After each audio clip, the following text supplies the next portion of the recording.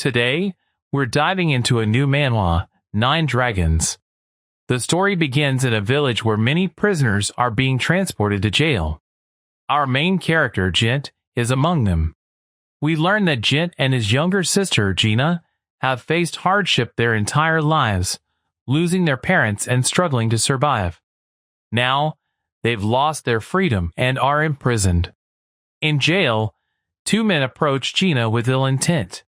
Jint, desperate, shouts, "If you touch my sister, I'll kill you." Jina, terrified, repeatedly calls out Jint's name. One of the men kicks Jint in the stomach, and he falls. As the beating continues, another man in a black coat intervenes. He stops the assault because, in these jails, prisoners are treated as products, and a damaged product won't sell well. The black-coated man tells Jint, "Your sister will go to a better place from here, don't worry." Jint, defiant, spits in his face. Enraged, the man orders his accomplice to take Jina, saying he'll teach Jint a lesson. Jina screams as she's carried away. Jint tries to stand, but the black-coated man kicks him again, saying, "You bastard, you should worry about yourself." 2 years pass. Jint remains imprisoned, his life in deplorable conditions.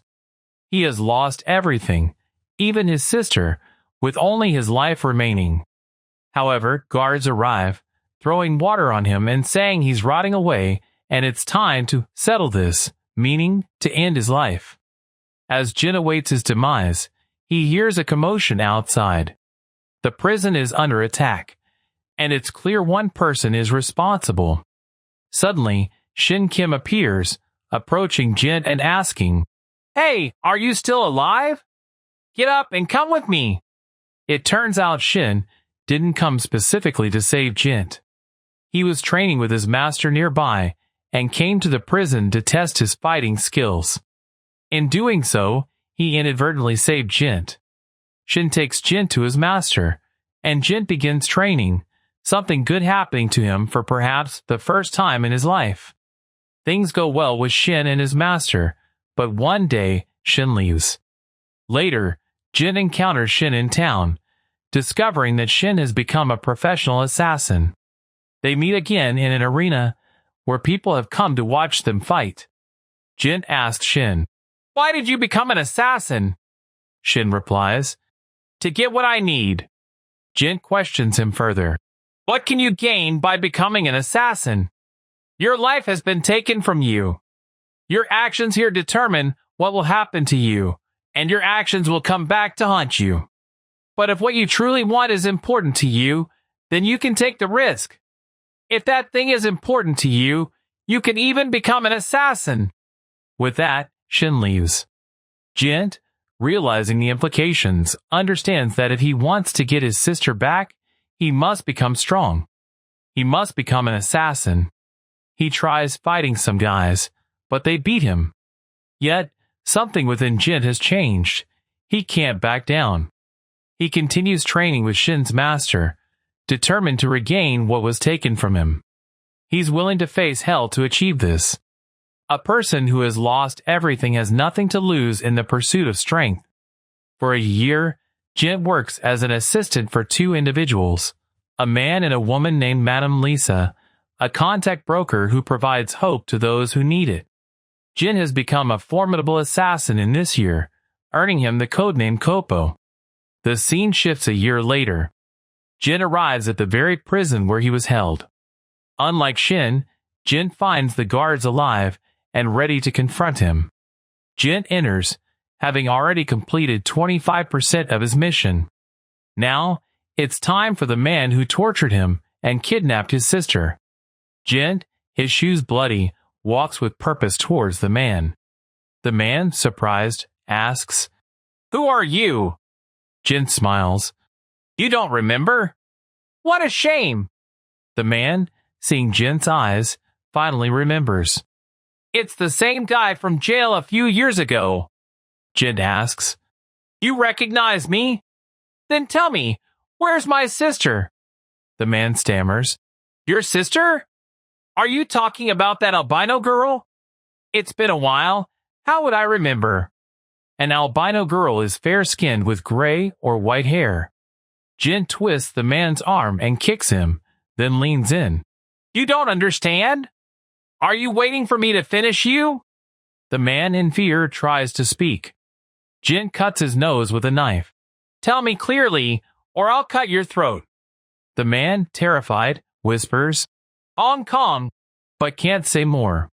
Jint, enraged by the lack of information about his sister, shoves him to the ground. His killer's aura fills the room as he leaves for Hong Kong, a city within China. In China, in a dark room, a man hangs upside down. Lukai, a man in a white coat, is present. He tells a subordinate that preparations are complete in Hong Kong. Lukai, without hesitation, slits the hanging man's throat. All right then, let's begin our work. Lukai seeks to control the entire continent. The Triad, a dangerous organization, has its main branch in Hong Kong. We see its leaders, Wang Shan Lu, the overall leader, and in Lu, his successor. Wang Shan asks in Lu about the preparations for his succession, as all branch leaders are watching him. And Lu assures him everything is smooth. He then asks Wang Shan about Lukai, the white-haired man they saw earlier. Wang Shan replies, Yes, he's my illegitimate child, but I can't exclude him from our family business. If I did, I wouldn't be able to look the other branch leaders in the eye. Don't worry about yourself. Focus on becoming a leader. I'll handle Lukai. And Lu worries that Lukai, despite being illegitimate, might try to become the leader. The scene shifts to Hong Kong, where Kopo's Jint's plane lands. Jint's team includes a girl who is reluctant to listen to Lisa, but Lisa eventually convinces her to help Jint. Lisa is assisting Jint in Hong Kong because, after solving the Jint's prison situation, he became a valuable asset. Something is happening in Hong Kong that even Lisa is aware of, which may be why she's helping Jint. In Hong Kong, a girl named Marina attempts to help Jint, though he doesn't want it. Jint is admiring Hong Kong's beauty, having never seen such brilliance. Marina's car stops, and she approaches Jint. You're younger than I thought. You're Kopo, right?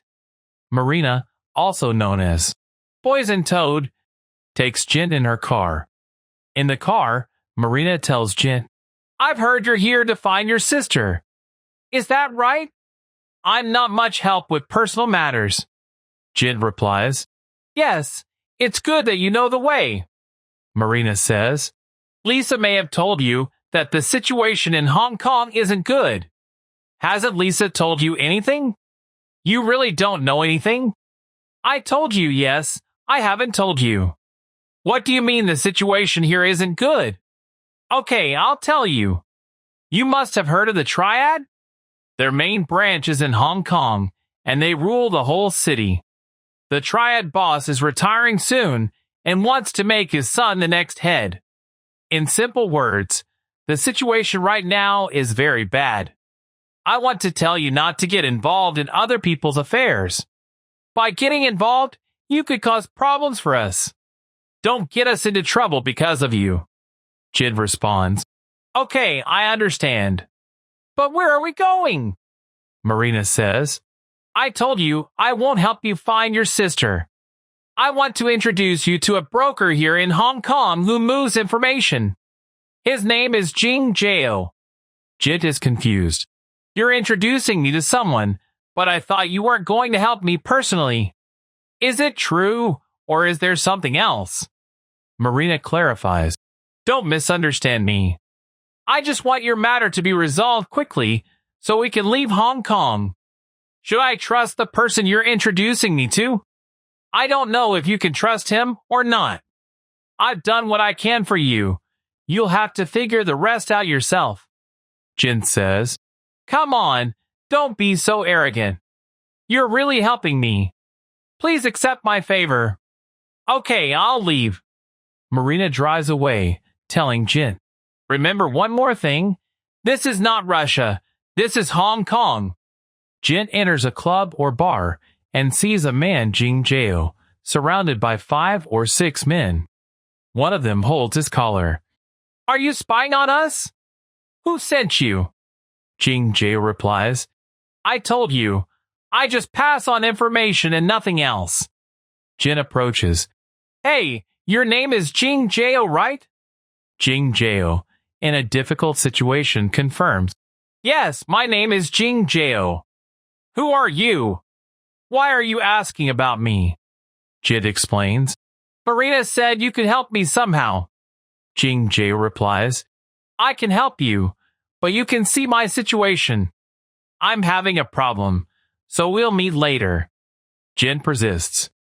The men in black coats tell Jin to leave quietly, or he'll lose his life. Jin, with conviction, says, "I don't think I can leave because I have work with this man." With one punch, Jin dispatches the man. Jing Jao is surprised.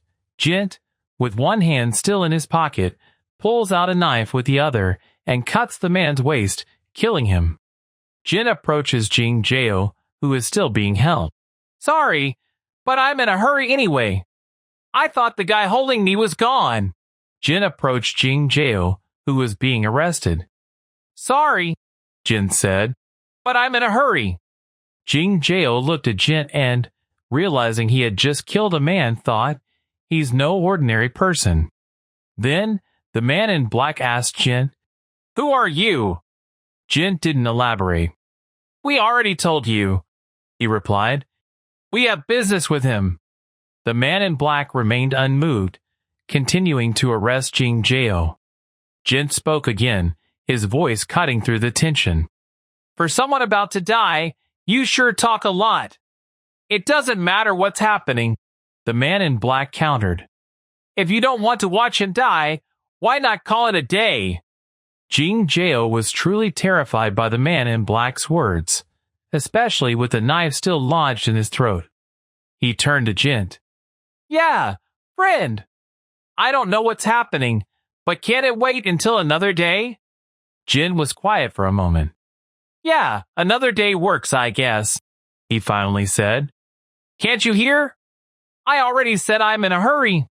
With a swift, brutal motion, Jin threw his knife, striking the man in black squarely in the head.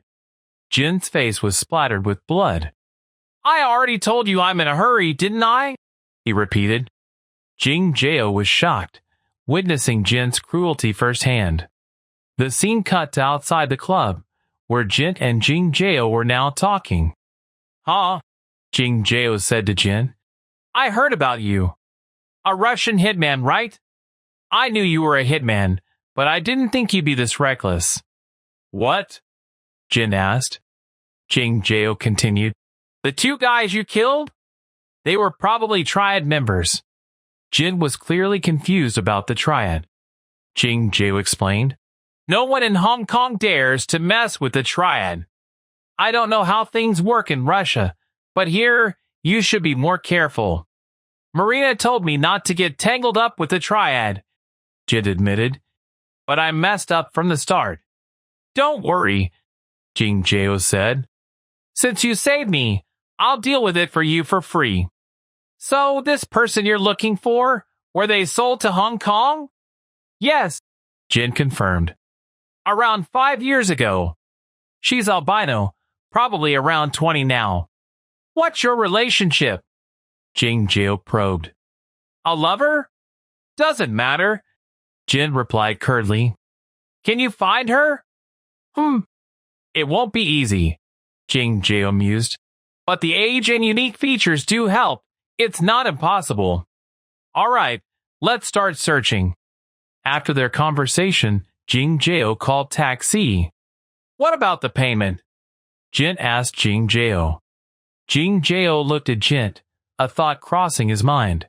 "I think I need to observe what kind of person you are a bit longer." Then he turned back to Jint and said, "Take a job from me." Jin listened, surprised. Jing Jao continued, "If I want someone dead, I'll tell you, and we'll call it even. I'll help you find your person, and you do the killing for me. Deal? All right, let's start with Lan Kuai Fong." Jin got into the car with Jing Jao. Hong Kong's biggest entertainment and nightlife city, Jing Jao explained. If you're looking for women who were sold to Hong Kong, that's where you should start. They arrived at Lan Kwai Fong, a bustling night market filled with people doing business and having fun. Jint, clearly not happy, said to Jing Jao, "What does this have to do with finding someone?" "It's all part of the process," Jing Jao replied. "And with you tagging along, people might think we're involved in human trafficking." Jing Jao then bought Jint a pair of sunglasses. "You should cover those intense eyes. Here, take this." Jint accepted them. The scene cut to the Wildflower Lounge, their next destination. "Here we are," Jing Jao said. "It looks like a regular bar, but all the women sold to Hong Kong pass through here. Hey, don't be so tense. We're here to gather information. Act natural, like we're just here to have a good time. I'll take care of the madam, so you talk to one of the workers." "A worker?" Jin asked. "I mean the girl," Jing Jao clarified. "She was likely sold here too, so she might know something." They both entered the bar. Jing Jao called out to someone he knew inside. "Hey! Long time no see." A woman turned to Jing Jao and retorted, "Still alive?" Jing Jao walked up to her, feigning hurt. "Aw, don't be mean. Can you just leave and live in peace?" The woman continued. "I already have enough headaches without you here."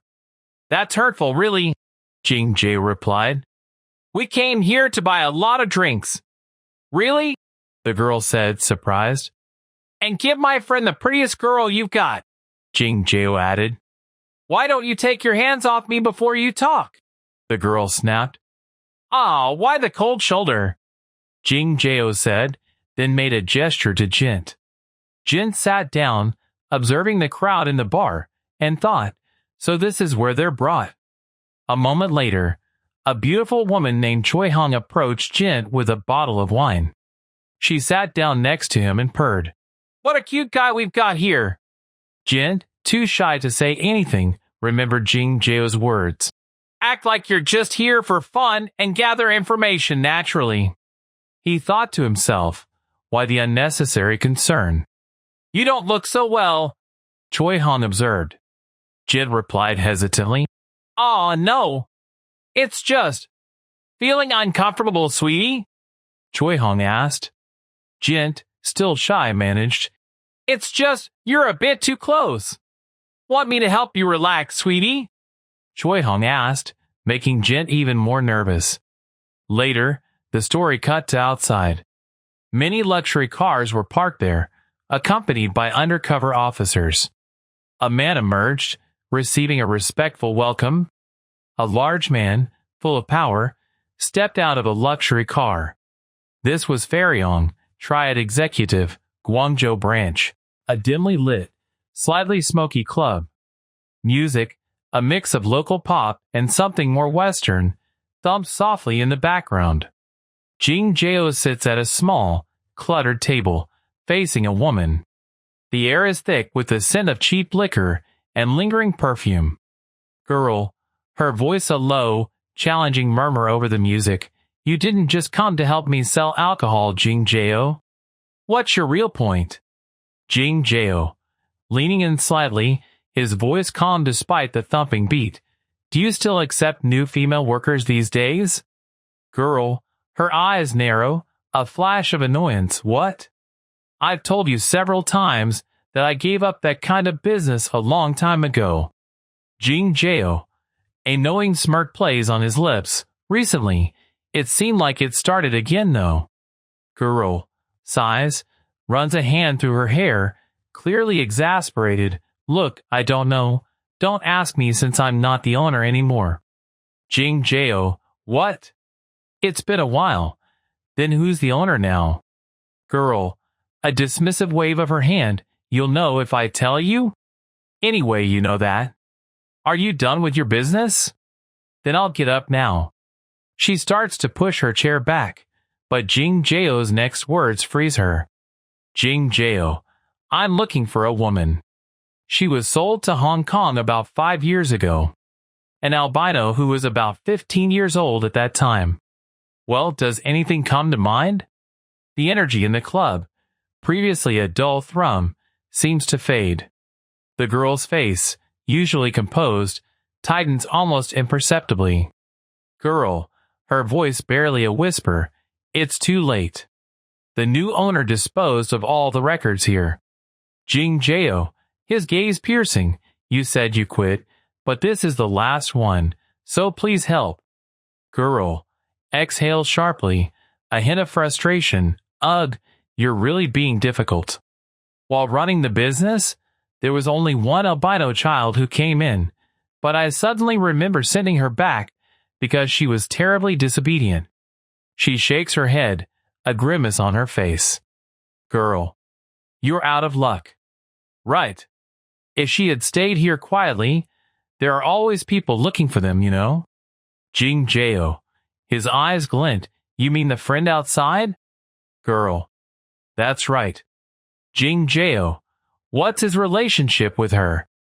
Girl, shrugs, the moment of vulnerability passing, don't know. Scene cut. A different, slightly more upscale bar.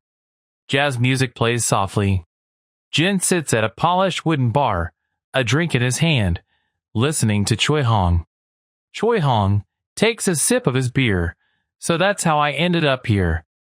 Jint nods slowly, a thoughtful look in his eyes, I see. Choi Hong, noticing Jint's serious expression, don't make that expression, because this place is decent enough.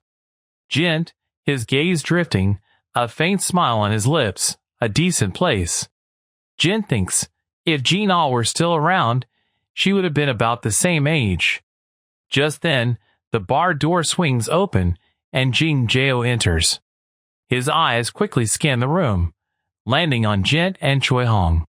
He walks over, a confident, almost predatory stride. Jing Jao, a slight sneer as he approaches Jint. You've been having quite a good time by yourself. Jing Jao thinks, I guess you are the type who's weak for women. Jing Jao produced a worn photograph from his pocket, sliding it across the table to Jint. Jing Jao, is this the right person? Jint's eyes widened, his hand trembling as he picked up the picture. It was a photo of a young girl, undeniably his sister. Jint, voice thick with shock, how is it? Are you coming to your senses now? So where is she now? Jing Jao, that. Choi Hong, who had been sitting nearby, leaned closer, peering at the photo. Choi Hong, this is Jina? SEO Jina. Jing Jao looked at Choi Hong surprised. Jing Jao, do you know her? Choi Hong, she came here together when she first arrived. Jint, what? Just then, the club's atmosphere shifted. The doors swung open, and Parangare entered, followed by his underlings. Underling, I heard all the Nine Dragons members will soon enter Hong Kong. Parangare, right. Now it's the beginning. Underling, to the general club crowd, since we closed up shop today, come back next time. Jing Jao's thoughts raced. Nothing good will come from getting involved. Let's leave for now too. Jint, grabbing Jing Jao's arm, urgently no right now. Jing Jao, feigning drunkenness, trying to pull Jin away. Oh my, how much did you drink? Let's come back next time. Jint, oh wait a minute. The girl from the club's table suddenly called out, her voice sharp. Girl, Parangare. What brings you here without notice? Parangare, on a good day, you can't miss out on women and a drink. Bring out the best alcohol, and I'll have this woman as my attendant. The girl hesitated, stammering. Girl, so suddenly like this. Parangjorei's eyes then fell on the photo of Jina on the table. He picked it up, his expression unreadable. Parangare thinks, although she's a bit young, this woman is definitely White Dragon. The White Dragon's records should have all been disposed of. Jing Jao watched Parung Gaore, a thought forming in his mind. I guess he's the new owner the madam mentioned. Jint, his voice low, dangerous. Who are those bastards? Jing Jao, I want to know that too, so let's watch them for a bit. Parung Gaore's gaze sharpened, his voice cold. Parung Gaore, this photo, where did it come from? Choi Hong, startled, stammered out. Choi Hong, the customer earlier, left. That, they were looking for someone. Parung Gaore's eyes narrowed. Parung Gaore, they came to find someone. He slammed his hand on the table, the sound echoing through the suddenly silent club. Parung Gaore, I'm sure I told you to dispose of all the records accumulated from the human trafficking business, madam. The girl flinched, fear in her eyes. Girl, I disposed of everything, but I think this is a photo left behind by a customer. I definitely. Parung Gaore, enough, where is that bastard now? Choi Hong, coughing, terrified, I don't know. He was here with me until just now. Parung Gaore, you don't know? Parung Gaore's hand shot out, grabbing Choi Hong by the neck. Parung Gaore, where do you get the nerve to act up? Choi Hong, really? I don't know, cough. Today, first time, save me. Suddenly, Jint stormed into the room, his voice booming. Jint, hey, you baldy bastard. Jing Jao's eyes widened in disbelief. Jing Jao thinks, you crazy. Who the hell is that bastard? Jint pointed at the photo in Parung Gaore's hand. Jint, that's mine, so bring it here. Parung Gaore, what? That photo. Jint, I said bring it. Parung Gaore, well. I guess you're the bastard this person was talking about. Choi Hong, still gasping, coughed again. Choi Hong, cough. Parung Gaore, to Jint, why are you looking for this woman? Jint, shut up and just bring the photo. Parung Gaore, I asked why you're looking for her. Jint's face contorted in anger. Jint, why am I looking for her? She's my younger sister, you fucking bastard. Parung Gaore, younger sister? Parung Gaore thinks family. That can't be. Parung Gaore, you sure can spout bullshit well. Jint, it seems like you're the one spouting bullshit. Parung Gaore, I'll ask for the last time. Why are you looking for her? Jint, what reason do I need to look for my sister, you bastard? Underling Parung Gaore, you. Insolent. Jint, let me ask something. What's your relationship with my sister? Parung Gaore, you're looking for White Dragon, but don't know about our existence. Jint, is it because you're a pig bastard? You fucking can't understand what people say? Jing Jao, muttering, this crazy bastard. Parung Gaore, what? Are you having a fit over my sister? Say something, you baldy. Parung Gaore lunged at Jint. Parung Gaore, this bastard. But the blow didn't land. Jint dodged. Jint, turn on your blinker when you come in. Parung Gaore thinks, so you're not just a small fry after all. Parung Gaore, in any case.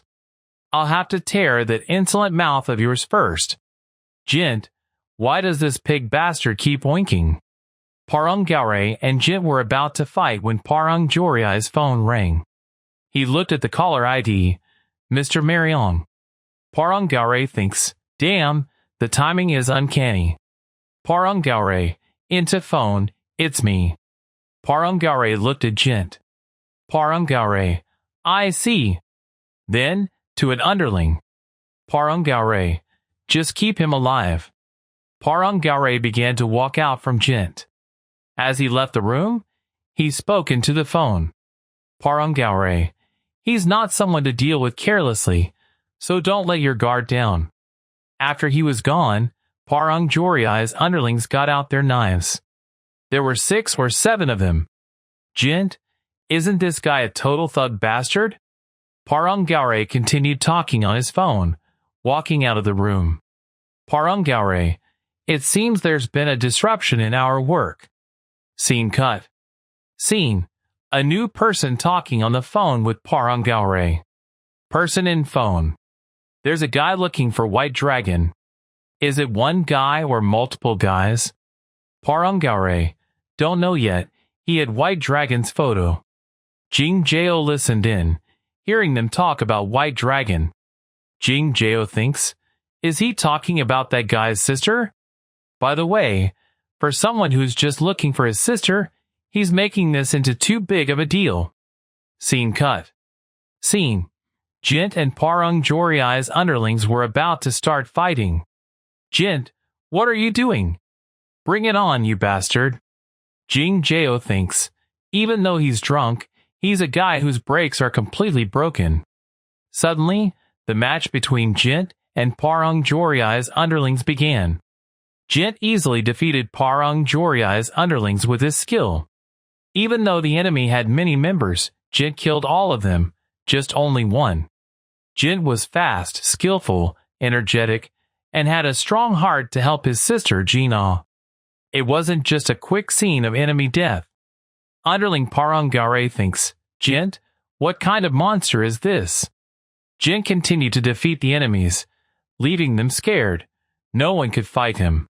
Jing Jao thinks, although there's a basic difference in skill level, that crazy bastard has absolutely no hesitation in killing people.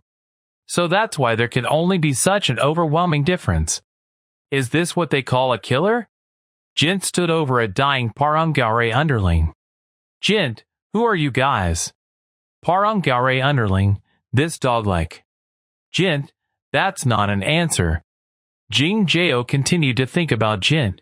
This is going to be dangerous at this rate. Jint looked at the last remaining Parang Gaore underling. Jint, crawling away slowly.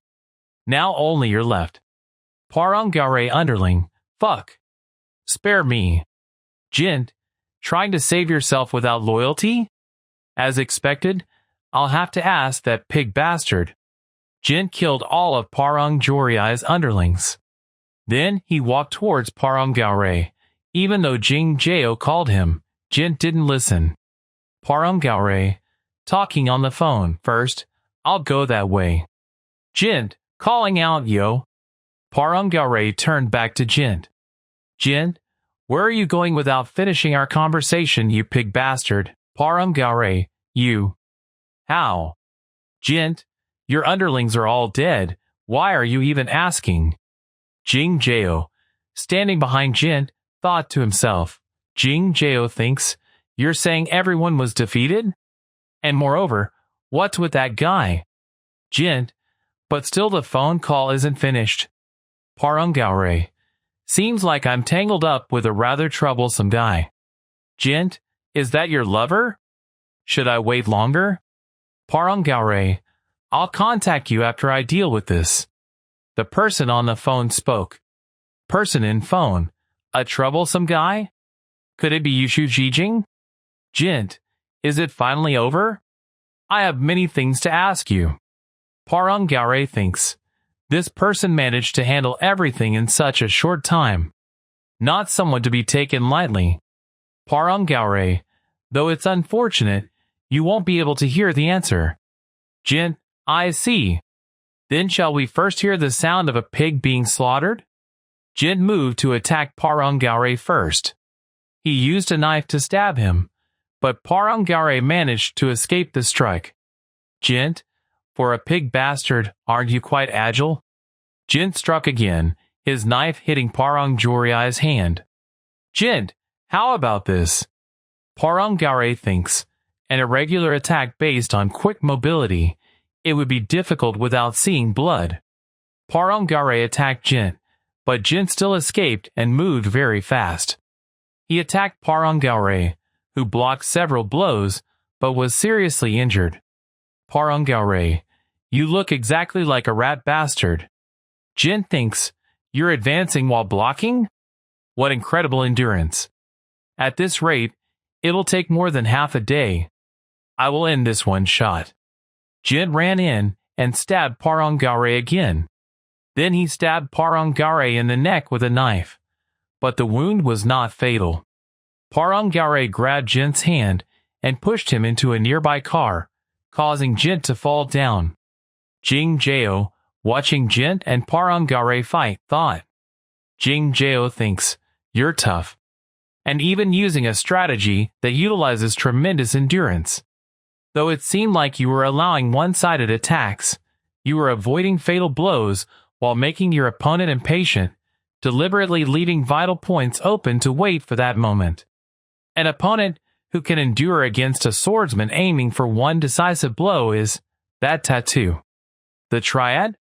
Those guys from earlier seem like Triad members too. No, something's different. If they're not the Hong Kong Triad, it can't be. Jint, phew. Parangare, you're rushing in without even knowing it's a trap. Jint, the bait must have been quite appetizing indeed. Parangare, are you hitting and running like a rat again? Parangare thinks, I'm starting to see the end. Jing Jao thinks, there are two knife shadows. The wound is deep. Jint, the end? It's just the beginning, you idiot. Scene cut. Scene, Guangzhou, China. Many luxury cars are driving on the road. A boy in a white coat spoke. The dragon had personally summoned me to Hong Kong. How many years has it been? Thanks to you, it looks like I'm being invited in. It was only the beginning.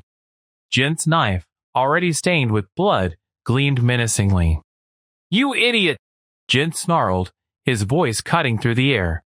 Are you trying to corner me? Parangare charged, delivering a flurry of powerful blows. Jint met them head-on, his movements a blur. The impact of their clash echoed, and Parangare reeled back, severely injured. The brutal battle continued, a dance of steel and raw power. Across the chaotic scene, Jing Jao watched, his gaze intense, absorbing every detail of the unfolding fight. Did he always have dual blades? Jing Jao mused, his mind racing. Against opponents who push with sheer force, dual blades, whose advantage lies in irregular attacks, are certainly effective. He continued his internal analysis. Moreover, the truly annoying point of dual blades is that with one movement, they perform two attacks and gain a physical advantage. As the fight gets longer, that difference gradually widens.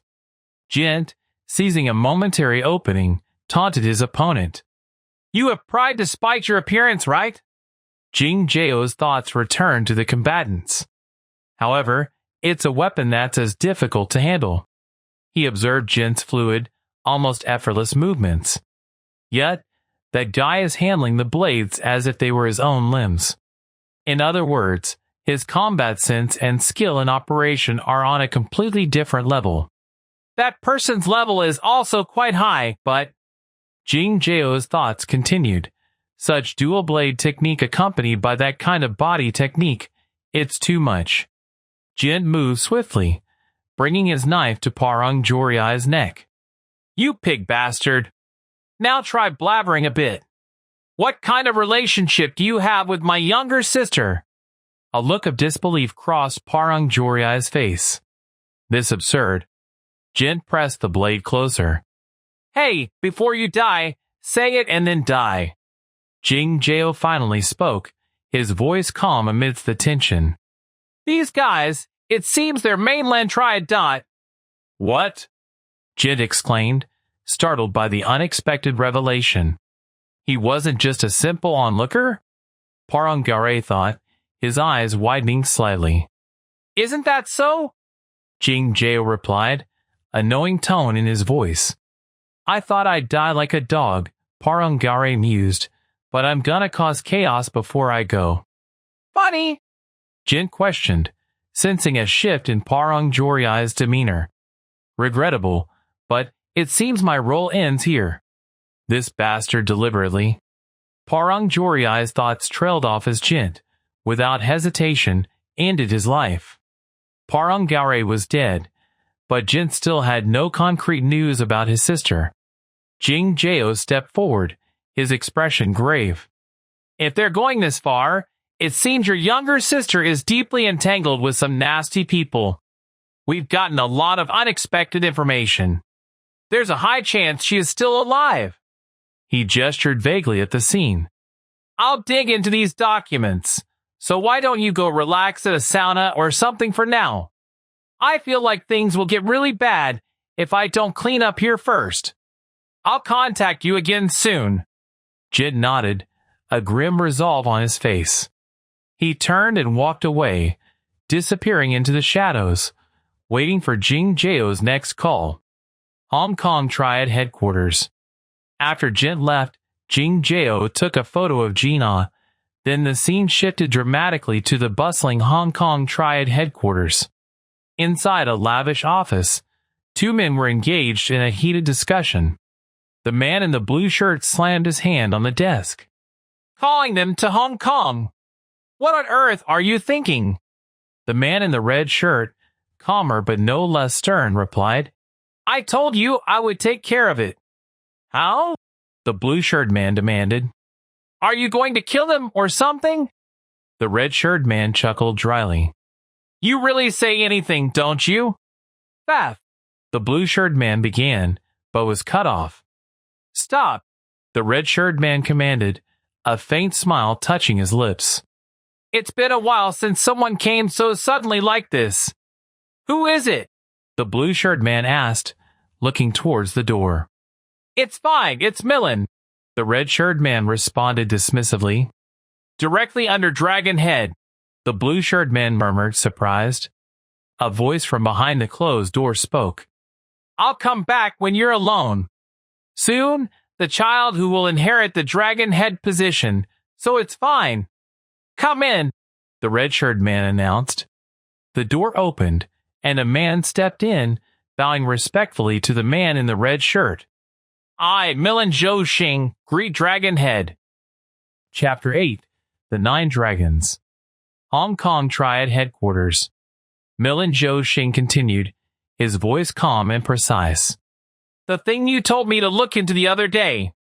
The man in the red shirt, the Dragon Head, sighed. It doesn't seem to be good news. This is about Branch Head Lukai. Lukai! What is all this talk about, father? The blue-shirt man exclaimed, clearly agitated. It's okay, the Dragon Head interjected smoothly. Explain to me. Milin Zhou Xing nodded. In the past few months within Hong Kong, those doing prohibited business have been identified. Prohibited businesses? The blue-shirt man frowned, confused. Yes, Milin Zhou Xing affirmed. Businesses like human trafficking or drug distribution that we, the Triads, have prohibited, considering our relationship with the public security. Following the instructions of the Dragon Head, we traced their roots, and as a result, I found out that it's not an external force, but a Triad branch outside of Hong Kong. What? The blue-shirt man gasped. Are you saying it's in Guangzhou? No, it's Lukai? It's not confirmed yet. Milin Zhou Xing clarified. But Dragon Head is currently making that speculation. Father! The blue-shirt man cried out again. It's just a speculation, the Dragon Head stated, silencing his subordinate. Lukai wants to be involved in that business from the past. So what's the new information? Milin Zhou Xing continued. The personnel we planted in the Guangzhou branch to monitor branch director Lukai have been disappearing one by one over the past 1 or 2 months. And now the last personnel has also lost contact. From the last communication of the relevant personnel, I obtained information that branch director Lukai secretly nurtures killers, and they have been in Hong Kong for several months. Killers? The blue-shirt man was visibly shocked. Yes, Milin Zhou Xing confirmed. There are a total of 9 people. They say they're using 9 dragons as their code name. The Dragon Head steepled his fingers. Is this reliable information? Today, I confirm the actual entity, Milin Zhou Xing replied, his gaze unwavering. Kowloon, 9 dragons. Isn't this Hong Kong? How interesting. That Lukai guy. Father! This is a rebellion, the blue-shirted man fumed. Not yet, the dragon head stated calmly. What? What are you talking about? Call him right now and interrogate him. The blue-shirted man pressed, unable to comprehend the dragon head's composure. The dragon head looked at him with an almost imperceptible glint in his eye. That guy who wants to become the leader only sees an inch ahead. The snake, because it resembles the dragon, foolishly thinks it can become a dragon. If internal strife breaks out as soon as a new leader takes charge, the snakes will start baring their teeth one by one. But during my time in this position, such a thing never happened. Do you know why? Because I pulled out all of them before the snake could bear any teeth. A toothless snake is no longer a snake. Do you understand what I'm saying? Yes. Dragon head, the blue-shirted man responded, a new understanding dawning on him. If we create friction with Guangzhou externally, the dragon head continued, other branches will start to doubt Hong Kong's authority. So, until the succession, the snake will raise its coil. Find its snake den. Yes, dragon head, Milin Xing acknowledged, a subtle nod. That Lukai bastard, the blue-shirted man thought, his anger now laced with grudging respect for the dragon head's strategy. Milin Xing's thoughts. In fact, the man named Milin Xing was Jing Jao, who was an acquaintance of Jint. When Milin Xing finished talking to his dragon head, he went back out and then took Jina's picture from his pocket, a flicker of concern in his eyes. Certainly, he said, White Dragon. Could it be that his younger sister is one of the 9 dragons? There's nothing confirmed yet. It would be best to keep silent on either side. Victoria Peak a few days later. A few days later, Milin Xing, Jing Jao, came back to meet Jint. The two of them stood on Victoria Peak, surrounded by the bustling crowds of tourists, the city stretching out beneath them like a glittering tapestry. 9 dragons? Jint asked, his voice low amidst the chatter. Yeah, that's what it's called, Milin Xing replied. And probably, they seem to be the killers supported by the Triad from the mainland. The mainland side? What's the Triad from the mainland side? Jint pressed, unfamiliar with the intricacies of Triad hierarchy. Milin Xing mused. If the Triad's headquarters is in Hong Kong, would you say that they're like branch offices that have spread to various places? However, even though the Triad branches on the mainland side are branch offices, they feel close to the individual branch director's power, causing some slight trouble with the headquarters? Is it like a power struggle? Jin summarized. Well, it's similar, Milin Xing conceded. Anyway, the important thing is that the background is the mainland, not Hong Kong. No, are you saying that those 9 dragons took my younger sister?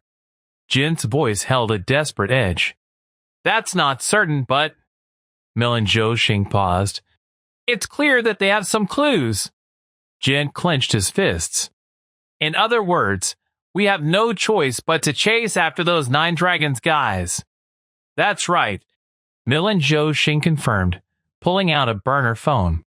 This phone has one phone number saved. A phone number? The registered name is Ma Long, Milin Xing explained. It seems they're probably using this guy to contact the rest. So? Jint asked, his eyes fixed on the phone. We need to meet this Ma Long guy. I've already set up a meeting, Milin Xing revealed. It's about time he arrives, but coming from that side? Just then, another man approached them from behind, his voice cutting through the ambient noise.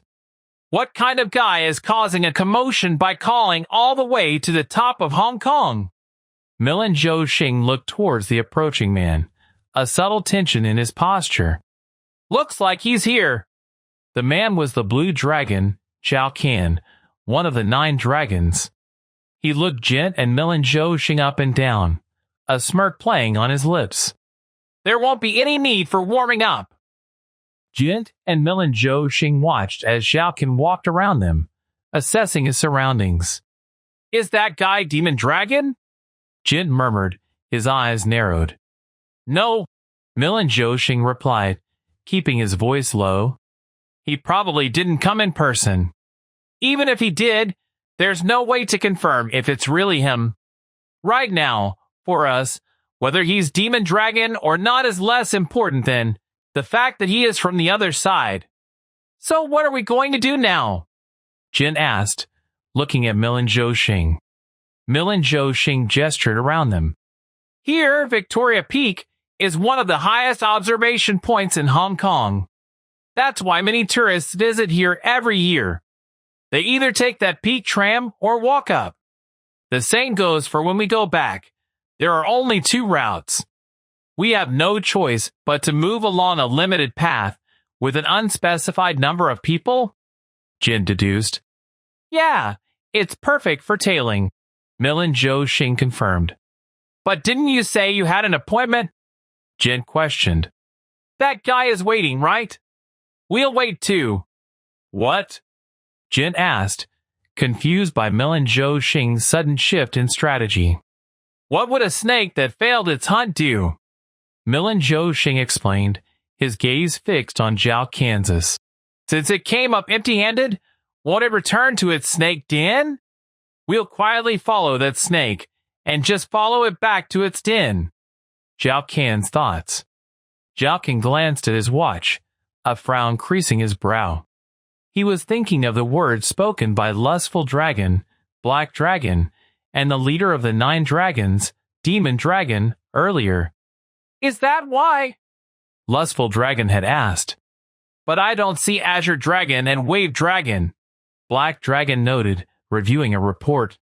Wave Dragon is dead, Demon Dragon had stated bluntly. What Wave Dragon? Lustful Dragon had stammered, disbelief in his voice. The one who killed Wave Dragon, who was it? We don't know yet, Black Dragon had answered. But one thing is certain, they're looking for White Dragon's past identity. Zhao Qian's thoughts returned to the present. He had to meet these people first to decide whether to kill or spare them. How did they set up the meeting? He wondered, a flicker of suspicion in his eyes as he subtly scanned the crowd. The chase begins. Jint and Milin Xing continued to observe Zhao Qian. Take this, it's a radio, Milin Xing said, handing Jint a small earpiece. Let's split into 2 groups and follow him. Hey, remember one thing. The purpose of tailing is to follow, not to kill. I got it, Jint affirmed, slipping on the earpiece. Zhao Qian began to move towards the Peak Tram station. Looks like he is planning to move by Peak Tram. We'll get on too. Blend in with the crowd and follow him like flowing water. Zhao Qian seemed to suspect someone was following him. He turned around sharply, his eyes sweeping over the faces in the crowd before continuing his journey into the tram. Jint and Milin Xing discreetly entered the tram behind him. Hey, Jint whispered into his radio. Don't look at the guy inside the tram.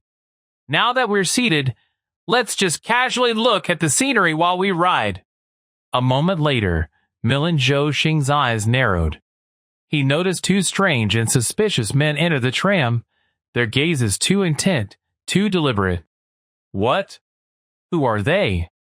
Milin Xing thought, a cold sensation coiling in his gut. Some annoying flies have gotten mixed in. He spoke softly into his radio, his voice barely a whisper. Listen without turning around. 2 people are now tailing behind you. This guy? Or us? Jin asked, his voice strained. I don't know, Milin Xing admitted. You keep following that guy. I'll follow these ones behind us. Got it, Jin responded, a new sense of urgency in his tone. As the tram began to move, jostling its passengers, Jint, distracted by the new development, was careless. He accidentally bumped into someone, causing a ripple in the crowd. In that brief moment, the person he was following, Zhao Qian, slipped out of sight, disappearing into the packed tram. Damn it! Jint cursed under his breath, his eyes desperately scanning the faces around him. Was it you? Chapter 10. Confrontation and Chaos. Jint found himself at the train station, only to come face to face with Zhao Qian. Is it you? Zhao Qian's voice was low, his eyes piercing. The one who killed Wave Dragon. He looked Jin up and down. A pretty bird, you're not from Hong Kong, are you? Are you a Korean Chinese? Or Korean? What does that matter anyway? Jin retorted, his hand instinctively going to his knife. Zhao Qian smirked. Land prices here are high, so there aren't many places to sleep. So I'm trying to give you a special delivery service, but shouldn't I know where you've been rolling around before I send you? Jin remembered Milin Zhou Xing's earlier words. Hey, remember one thing. The purpose of surveillance is to follow, not to kill. Huh? Surveillance my ass? Jin scoffed, his stance shifting, ready for a fight. Just as the tension crackled between them, two strange men appeared, moving in on them from the periphery. Huh, you weren't alone. I'm a bit disappointed, Zhao Qian said, a flicker of surprise in his eyes. With a swift movement, he turned and ran, darting away from the scene.